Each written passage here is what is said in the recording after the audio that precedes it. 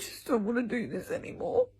It's so cold in here, as you can see. I'm wrapped up in a duvet. My son's got like 3 different layers on just to try and stay warm because it's so cold in here. Watching that woman's video broke my heart this morning. She said she had to choose between gas and electric. And she ended up choosing electric because she needed to cook for her children to eat. And that the gas, she couldn't afford it. So she was literally freezing and shaking in that video, as you can see. And people are going through a lot in the UK right now. It's not even a joke. It is not a joke. Especially when you live in these old houses that were built ages ago. The insulation is bad.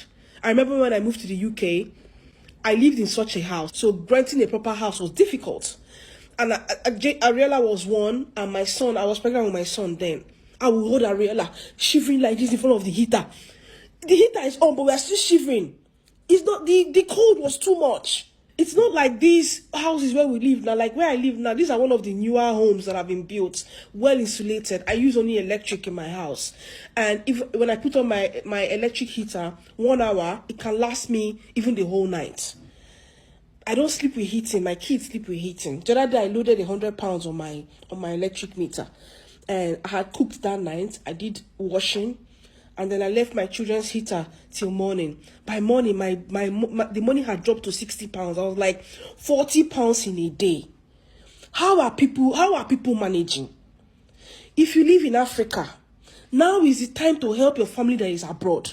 If you change 90,000 naira or whatever it is, cedis or rand, and you send them 100 pounds for them to use for their electric or gas bills, they will bless you and thank you. If you live in Africa, and you are used to your family members sending you money and they cannot send for you this period, have some compassion. Now is the wrongest time to ask anybody that lives abroad for money. If you do it, you're a murderer. People are going through hell.